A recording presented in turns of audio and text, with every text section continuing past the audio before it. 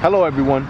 We are here today with Billy Prempeh, who is running for Congress in New Jersey's 9th Congressional District, and he will be providing the policies he has in store for us today. Billy, before we start, tell me a little bit about yourself.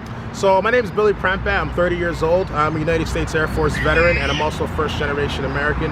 And one of the reasons why I've decided to run for Congress here in the 9th District in New Jersey is our existing Congressman, Bill Prempeh, has been in position for well over 23 years, and I've not seen any positive changes in the 9th District, let alone the state of New Jersey as a whole. It seems like taxes are getting higher, people are moving out of the state. Violence is still getting higher, and in fact it's getting worse. Every time you go online, you look at the news, there's someone being shot in Patterson. Taxes are getting to the point where no one can even afford to live a normal life, and our children aren't even getting the education that they deserve. I wanted to make some of these changes and do something different because right now we have a lot of people that are voting for Congressman Prempeh primarily because of name recognition. Sure, he did some great things at the beginning of his tenure, but this was over 23 years ago. Up until now, nothing has really changed, and I wanted to be the person that's going to go out and bring some new ideas and make a difference here in the 9th District in New Jersey. Now, recently, a lot of people across the U.S. have been fed up with the abuses of power carried by the police. As our future congressman, what is your plan to address this issue? So right now, with the situation that happened with George Floyd, he was tragically killed by some police officers, and we've had an issue with police brutality for a very, very long time, not just in Minneapolis, but all across the United States, and I'm pretty sure you may even know somebody who's been on the receiving end of this police abuse of power. The problem that I see here is the solution that a lot of the civilians are coming up with is we have to defund the police, get rid of the police, but that's really not going to fix the situation. That's not going to make it any better. All it's going to do is create a power vacuum similar to what we've seen in the Chaz Autonomous Zone in Seattle, where outside forces will be able to come in, take control, and you see the violence that's happening now. The mayor recently just got involved and was able to go and take control of that area. The problem that we have with police is not the fact that police are going about and doing crimes, because these police officers are regular citizens just like every one of us. The problem that we have is there's a lack of trust between the community and the police officers. The police officers feel like they can't trust the people that they're working with, and the people feel like they can't come to the police in the event that a situation goes wrong. So one of the ideas that I had in mind was proposing some legislation when I get into Congress that I call the JARO bill.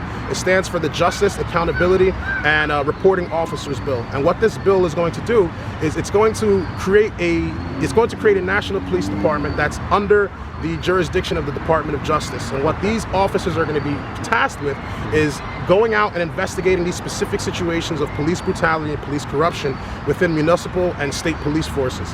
Now, the reason why I believe we need something like this to be in place is because if something happens in a local level and it needs to be investigated, what's the first thing that they do? You go out and you speak with the internal investigations. The problem is we have a lot of unions and a lot of control that's happening in these police departments where you may not even get a transparent answer, even get a legitimate answer. And people don't feel they don't feel like they're being properly represented.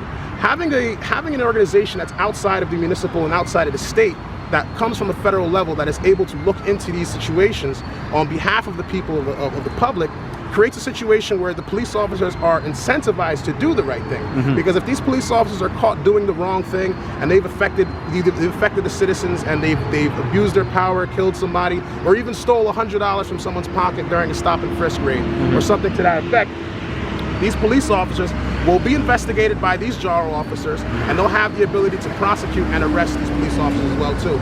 So if we have situations where police officers are protecting their own, police chiefs are not trying to do the right thing and purge these bad apples from their police departments, that's fine. If they want to continue to do that, they will be eventually investigated, they will be found out, and accountability will be brought forward when these officers are able to look into what's happening and bring forth some kind of justice for the people.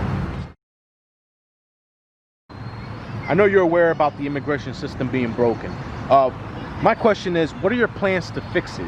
So the immigration system has been broken for a very, very long time. And my parents, they came to this country as immigrants as well too. The primary difference is when my parents came to this country, they came in here legally, they filed the appropriate paperwork, they swore an oath to become American citizens and did it the right way. And I encourage everybody that wants to come to the United States to come through that same process because we have a set of rules. We need to be able to know who's coming into our country and ensure that they're coming here for all the appropriate reasons, which is why we have an immigration system to begin with. The problem is, the immigration system is very slow and it's very cumbersome. It takes a lot of time for a lot of these processes to be completed. So what I believe is we need to increase the amount of immigration judges and immigration and immigration legal resources to actually ensure that this process can be done a little bit more effectively and much more streamlined, so that people can come into this country the appropriate way. Now, as for the children that are here illegally and have been brought here by their parents when they were children, it's unfortunate because they're in a very sticky situation. They've lived in a country that they are not citizens of, but they've lived here their entire lives, just as Americans. So I believe that it would be unfair to try and send these kids back to a country that they don't even know. So I believe that these children should be given the opportunity to become American citizens by following a path to citizenship. Now, when these children do become citizens, I also do believe that it's fair that as a citizen, you're able to have all the rights as an American citizen, but you shouldn't be able to sponsor anybody else into the country as a dreamer in this country. And the reason why I say that is because when the children's parents brought them to this country, they brought them here illegally. And that's no fault of their own, okay? But since they're here, they shouldn't turn around and be able to reward their parents by allowing them to become citizens by coming through here illegally. That doesn't necessarily fix the process, and I believe it's a fair compromise for the children that were born here in a very sticky situation, but they're able to also live their lives just like every other American citizen here. Now, in order for any of this stuff to happen, in order for any of this stuff to work, we first need to secure our border. You know, a lot of this sounds great, but if we don't have if we don't have a defined borders and we don't have the appropriate protections to stop a lot of the illegal immigration that's coming into this country, because it's not just people that's coming in. There's people smuggling drugs across the border.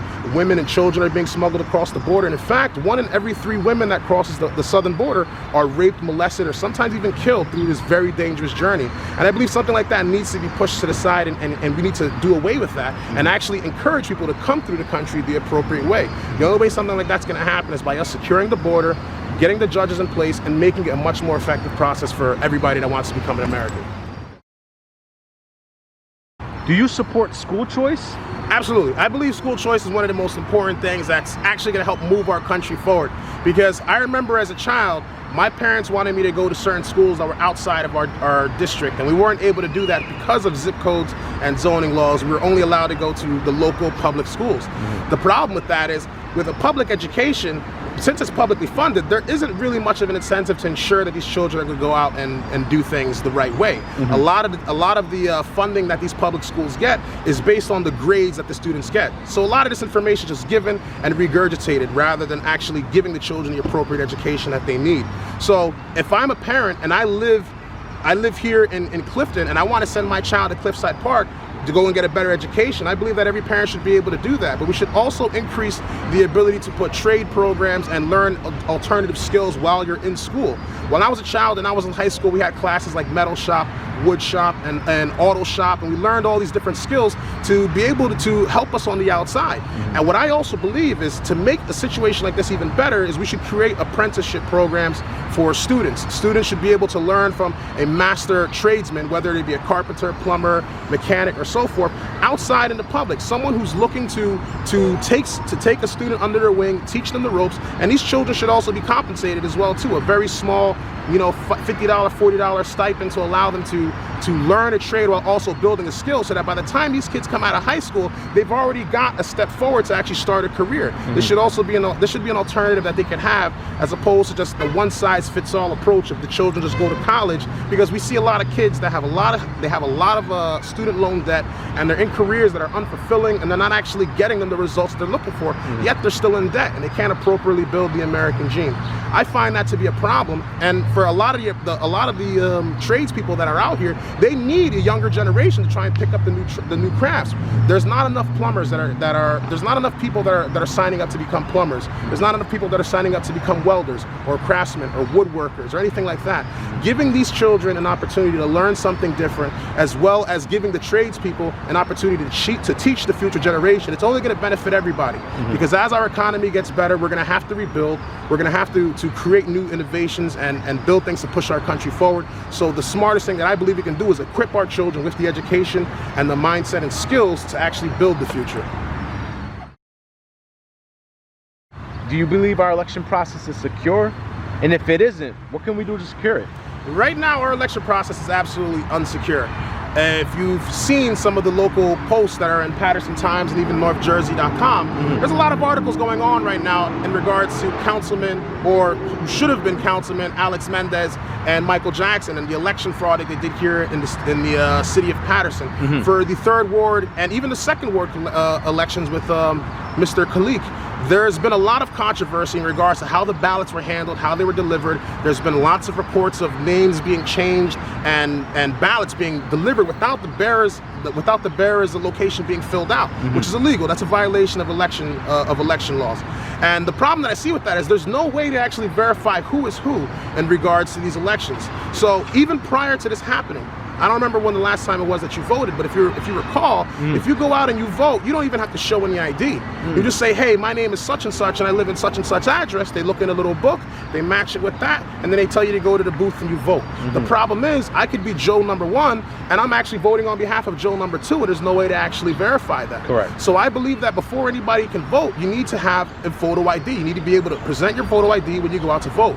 And to take it a step further, because in the state of New Jersey, when people go out and they apply for a driver's license, even if you're illegal and you apply for a driver's license, if you don't uncheck the box to register to vote, you'll automatically be registered to vote, even as an illegal immigrant. I don't believe something like that is fair. I believe that in order for you to get these driver's licenses, you should be a citizen of this country. You should be legal, and you should be able to present your driver's license in front of a polling official when it comes time to vote. Correct. Because one of the most powerful and most critical rights that we have here as Americans is the ability to dictate the destiny of where our country goes.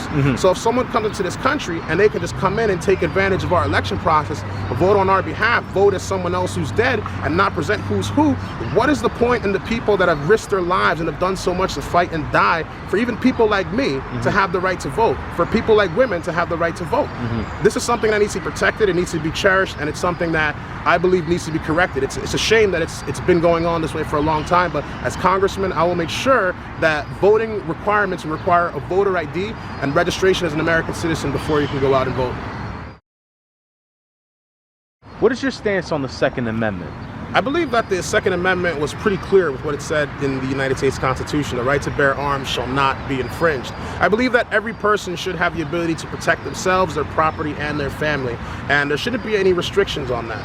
What I also do believe, though, is that if someone is going to go out and get a firearm, they should be competently trained and understand the appropriate firearm safety and uses of a firearm. So in regards to applying for a driver's license, in regards to applying for a firearms permit, they should also take courses to learn how to properly handle a firearm, how to properly store firearms, and a proper discipline with these firearms as well. The state of New Jersey, it already has some of the most restrictive gun laws in the country.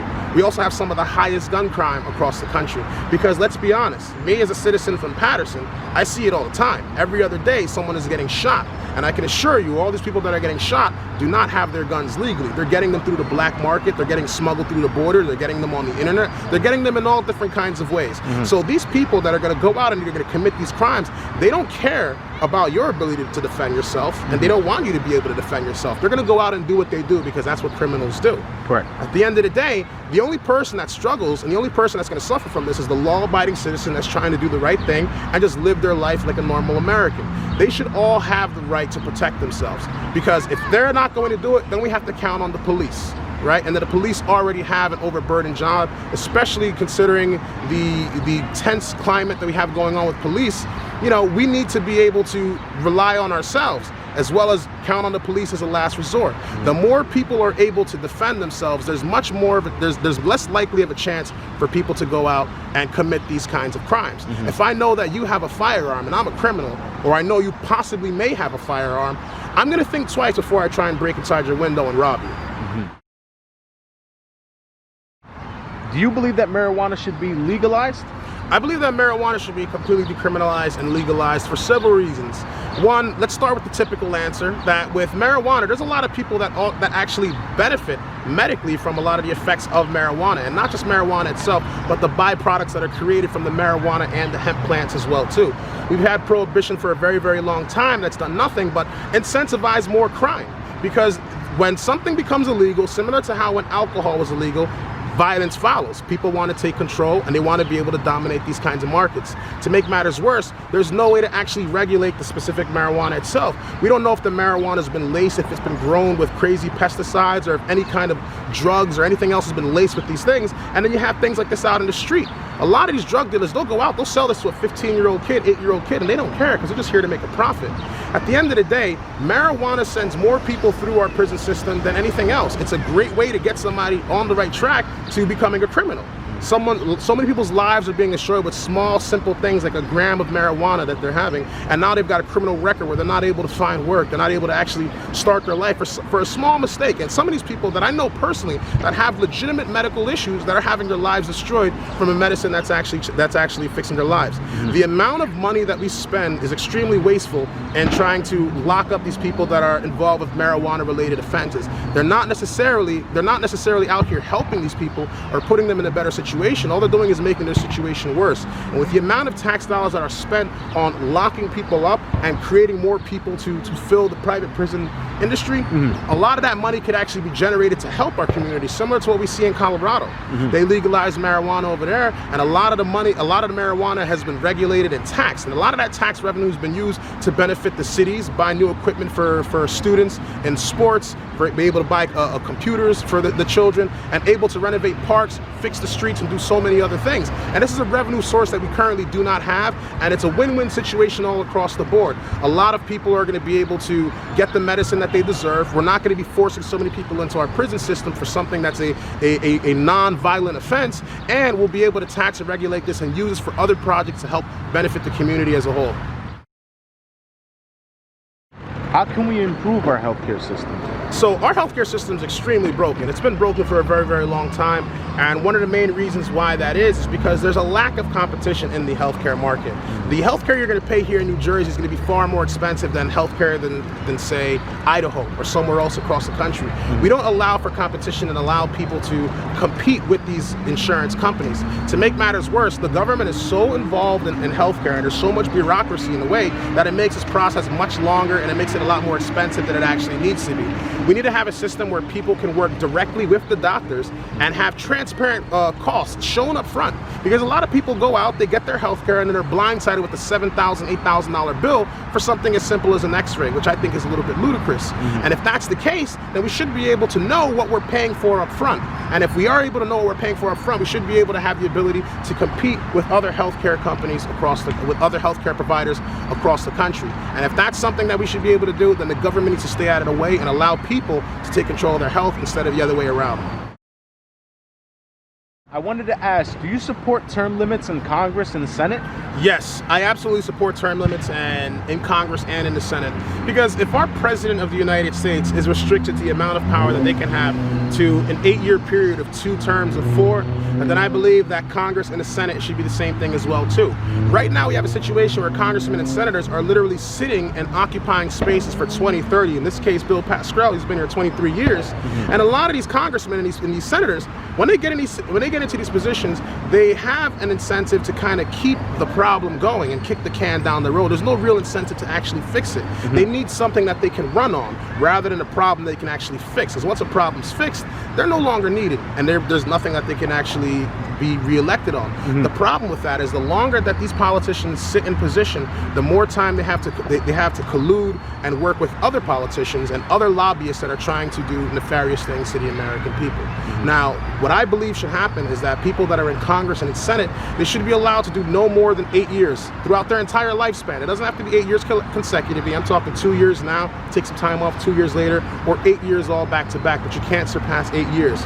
Because as time progresses, our ideas change, our society changes, our culture changes, so many things change. And we can't have our culture and our country locked back by ideas that no longer suit us and by situations that are keeping us in the past. So term limits is something that needs to be implemented to not only keep a control on the power, and to also keep the power with the American people and not with the bureaucracy, not with Congress, not with the Senate, and not with the government as a whole. The people are the ones who created it. The people are the ones that are responsible, and we should have more control over what's going on.